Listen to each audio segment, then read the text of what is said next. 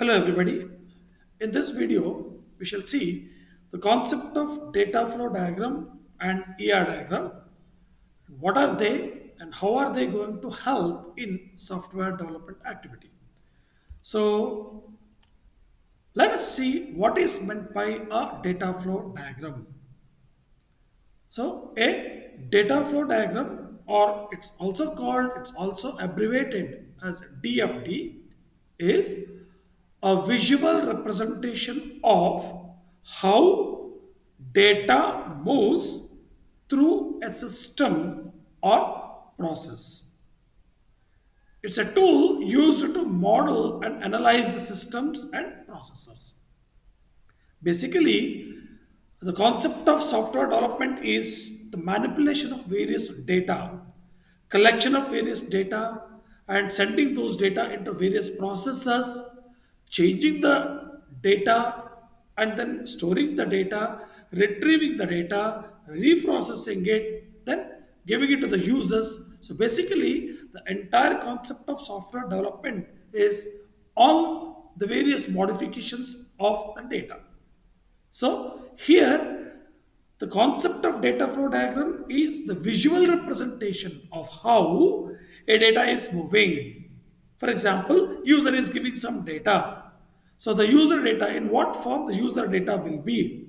So where do these data go? What are the processes which will take place to those data?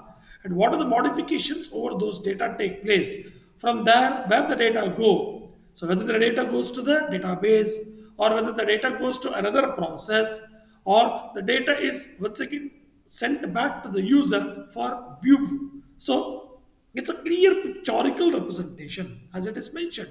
It is a visual representation, means it's a pictorial representation of mentioning the flow of data from one side to another side, or vice versa. So, what does the DFD do? So, the purpose of the DFD is it helps identify inefficiencies and opportunities for improvement. It helps create a new systems or improve the existing systems. The DFD will help to make the complex systems easier to understand, and it helps visualize how data is collected, how data is processed, and how it is used.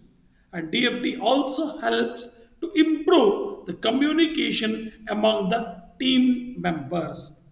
So, this particular concept or developing a data flow diagram will be immediately after drafting a software requirements specification in the IEEE format. So, once a software requirement specification is developed, then you will be collecting the various set of data which will help you to identify the various flows of data and various opportunities for the data to flow. So it will help the people to understand what are the data collected, how the data are getting processed, and how the data are getting used. So all these activities will be understood. Basically, the concept of the entire software development will be understood by the first step of understanding is done by the data flow diagram. So, as I already mentioned, the concept of data flow diagram is to help to improve the communication among the team members. See, now, with the help of the data flow diagram, you are slowly coming from problem domain to the solution domain. So, this is the first step of migrating from problem domain to the solution domain. And this is the one which helps the team members. And it's very much clear. We know that an industrial oriented software cannot be developed by a single person. It requires the help of, it requires the IQ, it requires a knowledge of an effort of hundreds of the team members, so that these team members can share the DFD and team members can refer to these DFD for improving the communication among themselves. Then how does a DFD work? Now, we have to draw a DFD. Basically, a DFD is a pictorial representation of how the activities are taking place in the software. In the software. So normally, the DFD has a lot of symbols like arrows, the flow of data, rectangles, circles, text labels, etc. So there are a lot of symbols, and each symbol has its own meaning, so that everybody can understand that particular symbol and understand the concept. Then the DFT shows how the data is entering into a system, how the data is getting processed inside the system, and where the data is getting ended up. So, where does it start?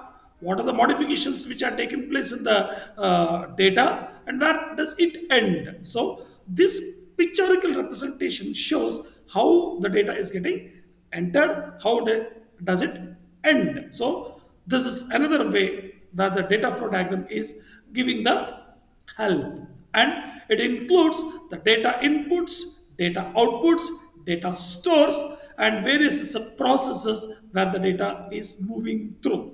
Like what are the inputs wherein you are collecting the data? So people will come to know how can they collect the data, how the system can collect the data from the users, either by means of a typing, or by means of the barcode, or by means of the observation, or by means of the camera. Like how are they going to collect the data? Through inputs. What are the inputs which are required to collect the data? So all the confusions related to collecting the data will be clarified using data flow diagram. And what are the different types of outputs what you require? Okay, what are the different types of outputs? Are you do you need an output to be in the form of a display, or do you need an output to be in the form of a printout, or do you need an output to be in the form of some plotters? So different outputs will be there, and what is the relevant output, and whether this relevant output, whether this output is accepted by the client. Basically, you're developing a software to automate the activities of the client. So the DFD is going to prove that how the DFD is going to collect the, how the software is going to collect the data. At the same time, how is it going to give the outputs? At the same time, store. Where are the store for the data? Are you using a database to store the data, or are you converting the data into a data set? So what is the nature of the storage of your data? And what are the various sub processes that the data is moving from, or the data is moving through? So do you have a single process for the data, or whether the data is moving from one sub process to another sub process, from that sub process to one more sub process, from that to another sub process? Like this, you will be mentioning the different sections of the sub processes if the data is moving to. So a clear cut pictorial representation of where is the origin of the data, what are the modifications that are going to take place for the data, where the data is getting stored, where the data is getting moved from different sub processes. Everything will be shown through the data flow diagram. So these are the some common symbols which are normally used in the data flow diagram. So this is extreme external entity, so which is providing the data, external entity which is providing the data, or which is giving the data. So this is an entity where you are taking the data.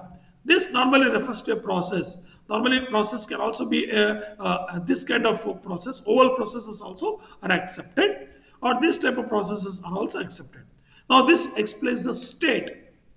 For example, if you want to continue the next page, you can mention state as A inside this. From next page, you can start with the A, then you can continue. So this is the state. This is the starting of the state. This is the stopping of the state. These two can be used for the stopping of the state. This represents the data storage. And this is a symbol for mentioning entity relationship. So which is a part of the design stage. And object, oval process. This is a flow of data center to center. This is a flow of data loop back onto the same center. This is a line connector moving the data from one process to another process, or moving the data into the store, or moving the data from user to the process, or anyway. So this is the source of data. This is the next stage of the data to move. So this is the object call out. So this is the curve connector. So we may not use all the activities, all the symbols over here. The important symbols, whatever we need, can be used from this data flow diagram. Now let us see what are the steps to be used to create a data flow diagram. First step is understand the system.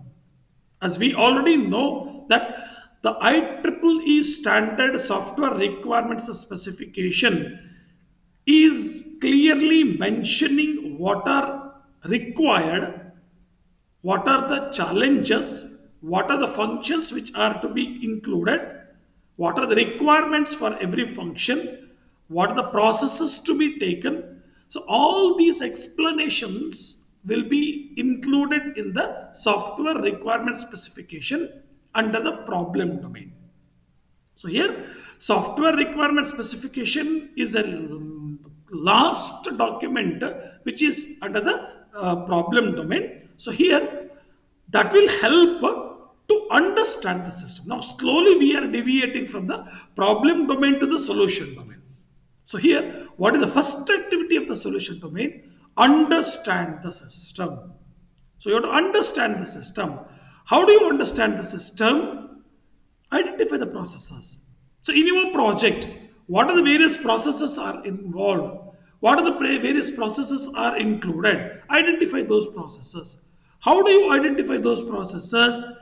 In software requirement specifications, under section 3, you have various functional modules: login function, registration function, or maybe when it is related to the restaurant management, purchase function, or a order taking function, kitchen function, or maybe order level, storeroom management, storeroom function. See, what are these functions? They are nothing but the processes. See, login is one process. So what are the activities required for login process? You need to get the data. What is the data? Username is one data. Password is another data. Then once you collect username and the password, then you have to compare it with the database. See, there is also data which is moving. So the data which is moving from the username and a password. See, maybe in any different format. See, format is a different case, but these are the two data. Username is one data, password is another data, which is coming from the user's side. So this user data will be processed. How it is processed? By comparing with the data which is already stored in the database. So there also data is getting moved. Now the process, what is the process? Login process. See, login process has got some activities. What are the activities? Take the user data, compare it with the database, and say that yes, if it is matching, say that okay, this particular process is clear, go to next process. What is the next process? Show the main menu. Open the main menu and show the main menu. Like this, you have to identify the process. The first step of the system what you want to understand, identify the process, then identify where the particular data is coming to that particular process. As I already mentioned, login is one process. For the login, you are collecting the data from user as well as from data store. That means you are collecting the data from external entities also, you are collecting the data from the data stores also. Like this, what is the process? What are the relevant data which are needed for those process? Where is the and where is the data which is coming from for that particular process? So identify the process. What are the data which are needed for the particular process? Where are the data coming from? Either they are coming from data store or a database, or they are coming from external entity. So identify them.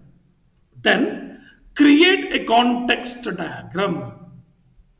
So once you identify all those things, create a context diagram. What is a context diagram?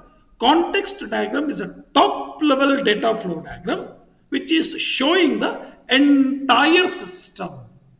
The entire activity will be shown under the context diagram, may not be in depth. See, explanation may not be given in the context diagram, but the person, when he looks at the context diagram, will be able to understand what is the concept of the project and what are the associated data, from where the data is coming. Do you have a data store? So whether the data is coming from data store also. So all these activities will be identified. So it's a top level diagram which gives the entire picture of the system, what your project is going to do.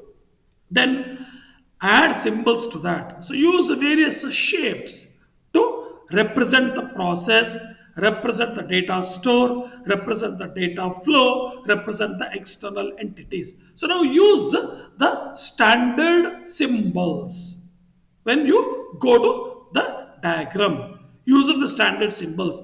Never ever use your own predefined symbols, because data flow diagram is a diagram which should be understood by your team members comprising of 50 or 100 or so. So when you have so many people who would like to understand your data flow diagram, your symbols must be standardized symbols. You cannot use your symbols, that means symbols which you define. So they cannot be used. So in such case, use the standardized symbols for the processes, standardized symbol for the data store, as well as data flow, as well as external entities. So these are the steps to be followed. Then connect symbols. So use lines, use arrow marks, which will connect the processes with the different processes, user with the processes, external entity with the processes, or processes with the data store, or a data store to the process, or a process to the users. Like how the data is flowing, in what direction the data are flowing. See, in what direction the data are flowing, how the data are flowing should be identified by means of the connection symbol. So that the person who is reading your diagram, the data flow diagram, will be able to understand, okay, the data is starting from here. The data move to this particular process. Here, data gets modified, and the modified data will be in this format. So the modified data will be moving from this process to another process, and from there it goes to the data store. So there will be there will be very smooth movement of data is identified. So if you don't give a proper connection symbols, people will be confused where the data is moving. For example, for a process, if you don't show a connection symbol, then somebody may be under confusion. What the confusion? From where the data has come from. So if you don't clearly mention from where the data are coming without the connection symbols, you will be the person who is reading your DFD will be under confusion from where the data are coming. So connection symbols are very important to show the flow of data between the processes, user to the process, process to data store to the process to users, in every direction. So ultimately, the connect symbols must be there from the data source or the beginning to data end, where the data gets ended up. So connection symbols are also very important. Then add text. So it's very important to label the data flow. Normally, one of the major mistakes, what the people do while drawing the data flow diagram is they just use the connection symbols. That's all. They never use the data, what data is flowing. So, example, we will be explaining to you very clearly what are the challenges the people are facing. So, you have to add the text, means every data flow should include a description about the data, what is being transferred, which data is moving. For example, you imagine login page. Login is one process. So from the user is an external entity. So from the external entity, from the user's level, you are you are sending username and a password. So these are the two data. Username is one datum and password is another datum. So these two data are moving. So you need to mention a connection symbol. Arrow mark is required. In every arrow mark, you have to mention the label. You have to label the arrow mark. What is the label? Username as one data and password is another datum.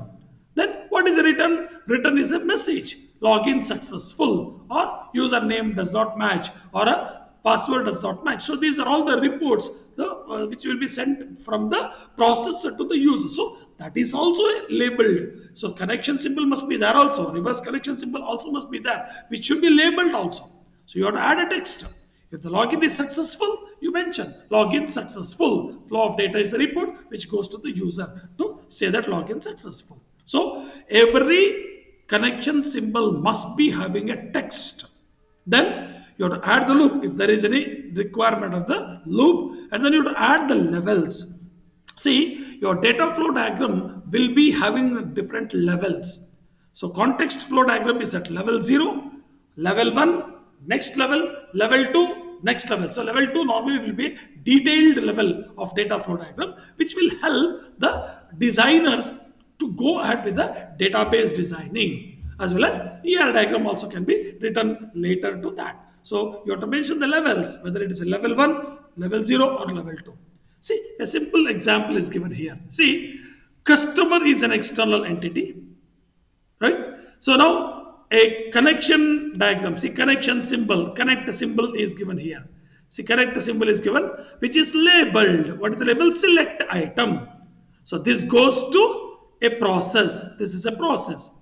So here, select item is getting converted into cart item. See, the data is getting modified, and then it goes to another external entity that is called shopping cart. Now, for shopping cart is sending labeled data that is about the item details to checkout. Then checkout goes to collect payment, wherein the after, see, correct payment gets the details from the credit card company. See, just look at this particular diagram. Using this diagram, you will be able to understand what is the particular process going to do. What is this all about? So you can develop a project. Say you can design by looking into this. So whatever customer selects, the item will be coming to this particular process, and then it goes to shopping cart, then it goes to checkout. So maybe customer may be interested with the several items, so that goes to cart item. Finally it goes to the item details. With the item details it goes to checkout, and checkout requires the payment to be made. So payment card company takes responsibility of payment details.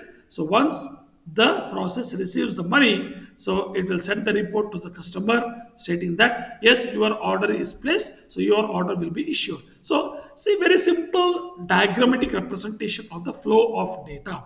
Item, card item, item details, payment details. See here, payment details goes. So received money, a report will come. So shipping request, the shipping request. So shipping request will be there. Then inventory. So inventory will say that yes, the particular product will be sent from the inventory. So product is shipped and customer will get the item. See, the entire activity of the online shopping is explained in this particular single data flow diagram. So all the activities. So the person who looks at this particular data flow diagram will be able to identify the process, and he will be able to design by looking into this particular data flow diagram. So imagine, see, very simple data wherein you have a connection symbol, arrow mark is there, data is there, flow of data is there, external entities are there, then source is there, data source is there, ultimate data end is there. So all these are the part of the data flow diagram. Now when you when you construct the data flow diagram, rules to be followed, there are some rules to be followed. What are the rules? Let us check into. Always a process cannot have only outputs. Just look at the previous slide. See, do you find only output here? No, you don't find output. It's a combination of input. See, your output is only done. See, shipping the product is an output. Order info is also an output. So, sending the receipt also is an output. So the receiving money, the receipt is also an output. Only then customer is giving an input. So, you cannot expect only output. A process cannot have only output. A process cannot have only input. So, what is a process? Process is a combination. See, for example, I'll take the example of this process. It's a combination of input as well as output. So, don't and never ever you find only the output. See here also, the output of the collect payment is actually given to order issue. Input is there, then it goes to the output. So here inventory takes an input and then it gives output to the customer. So here a process cannot have only inputs, a process cannot have only outputs. The inputs to a process must be sufficient to produce the outputs from the process. This is another very important role. See, output is actually after some calculation. Every process does some calculation, and based on the calculation, output is generated. So, output datum is generated. Now, for the calculation, whatever number of inputs which are required should be supplied. So, inputs should be supplied without which the process is not in a position to produce output. So, insufficient inputs may lead to non output from a process. So there should be sufficient inputs which will be helping to produce the actual required output from the process. So all the data stores must be connected to at least one process. This is a rule for constructing the data flow diagram. Then all the data stores must be connected to a source or a sink.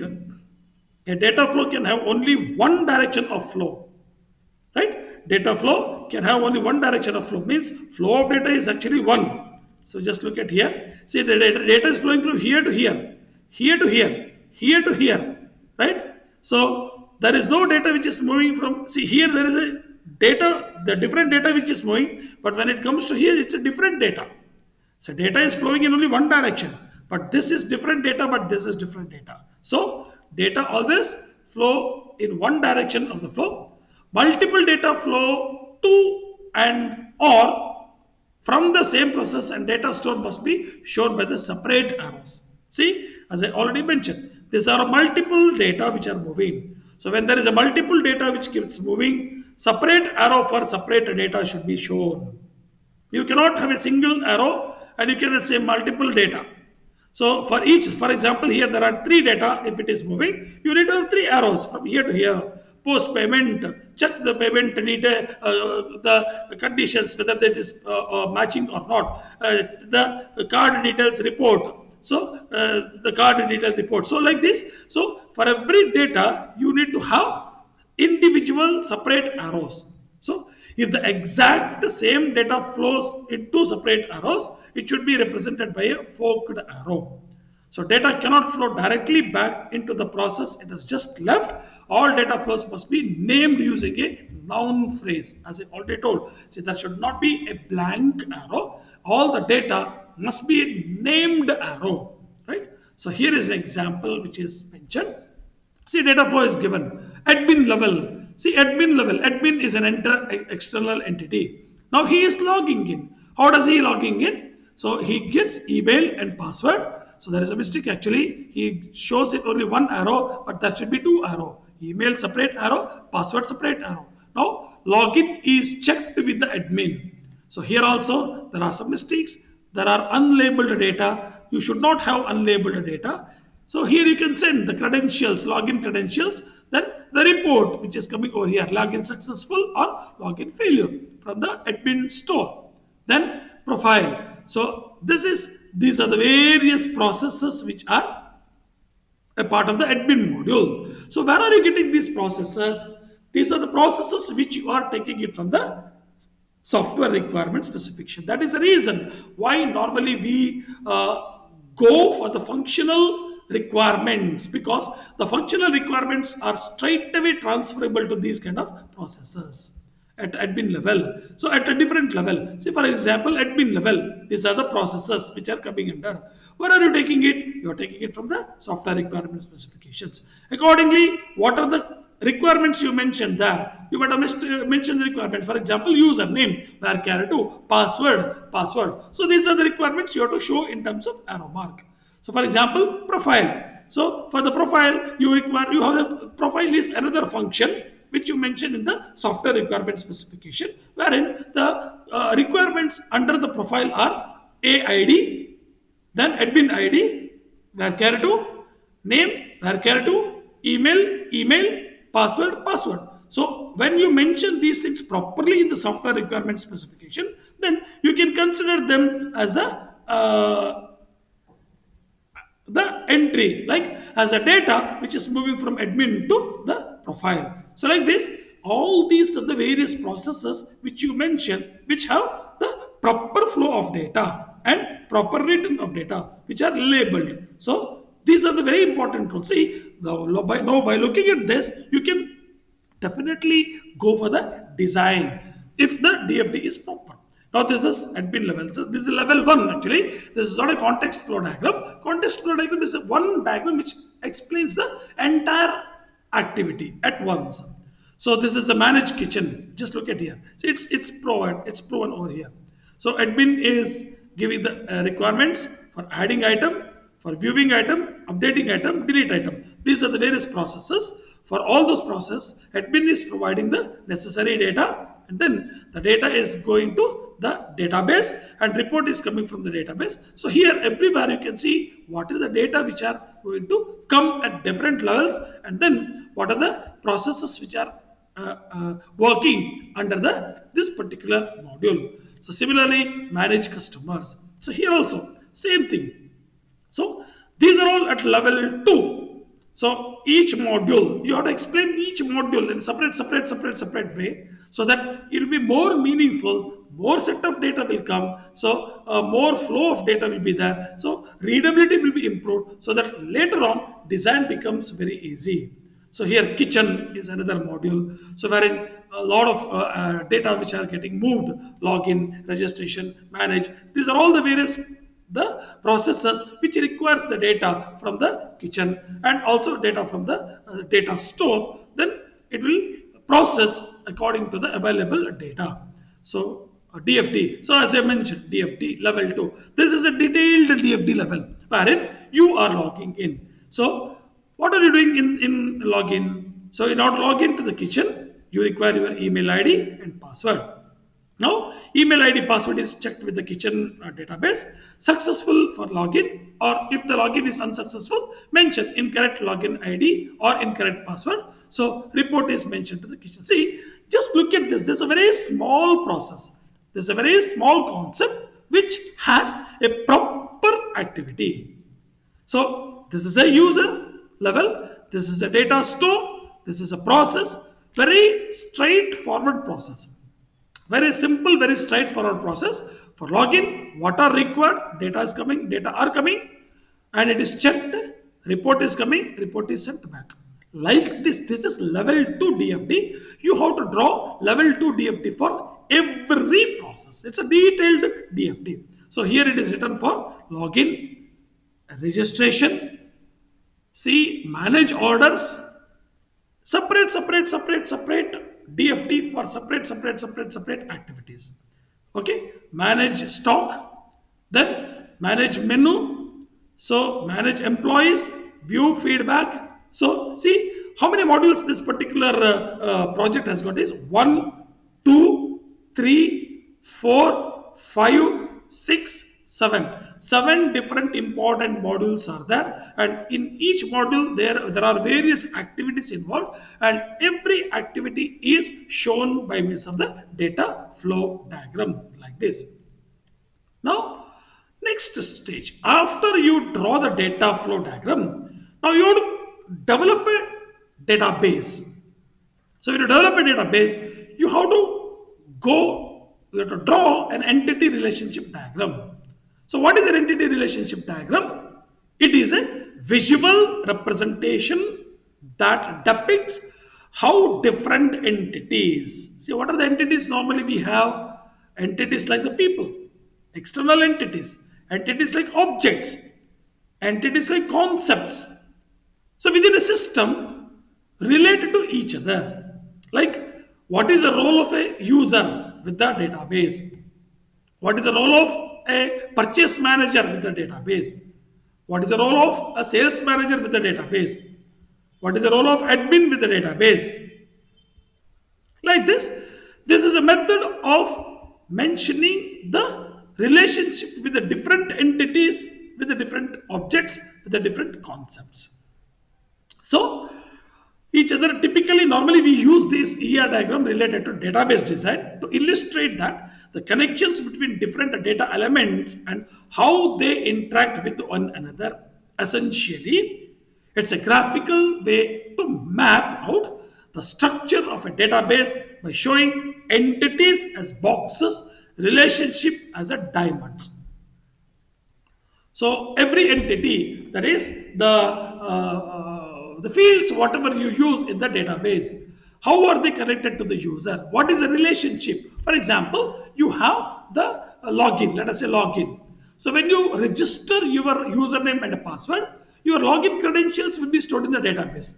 Now using ER diagram, you are taking the entity like username and a password, then you are using a diamond to compare with the relationship with the user. So whenever user is logging in, so you are comparing it with the database details by means of the diamonds. So the key points you need to mention here is, as I mentioned, entity, attribute, relationship.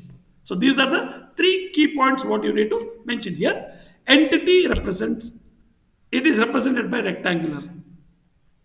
So entity represents either it is a person or it is a place or it is a thing or it is a system. Then attribute. So attribute is an information about the entity. What is the information about that particular entity? So it is shown by means of the ovals connected to that entity box. So relationship is the relationship between the entities depicted by the diamonds. So we'll discuss with the example. So 3 points you have to remember: entity, attribute, and relationship. How are they mapped to each other? How are they connected to each other? These points let us discuss. So entity, as I mentioned, it is box. Attribute in the oval shape. Relationship is a diamond shape. Link is by means of the line, and derived attribute. Normally, we don't use derived attributes with the dashed ellipse. So these four symbols we normally use. So key attributes, cardinality in ratio. So cardinality ratio is not needed here. So see, this is a diagram which normally we mention. See, employee. So if I want to show it in a, see employee is an entity. So wherein these are all the various attributes, right? So I will show it here only. See, entities represented by rectangle, attributes shown over connected with the entity box. See, attributes are shown ovals. So, example as I already shown, right? For example, so see, this is an entity. Order is an entity. So, attributes. What are the attributes for the order? Order date, order ID, order date, so order place, order quantity, order date. These are all the various attributes. Now, relationship. So, what is the relationship? You have to place an order, right?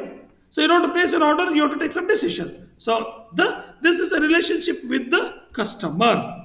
So, customer is placing an order. The order is for the customer. The order is connected by means of the relationship. So that's why it is shown by means of a rectangle. Sorry, the diamond. So order is a rectangle. Order has got all these attributes. Customer, all these attributes are there for the customers. So customer is placing an order by means of taking a decision. So this is a relationship. What? Customer has a relationship with the order. So that's why it is shown by means of the diamond shape. So order is having so many attributes. Customer has got his own attributes. So these are shown by means of the ER diagram. So this ER diagram helps in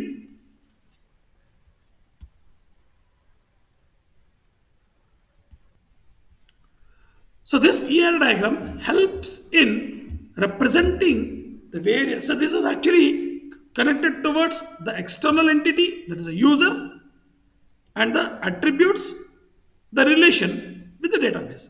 So external entity, various data, database, the relationship, all these are connected to this, so that if you draw the ER diagram later, this will help in developing or in using the databases.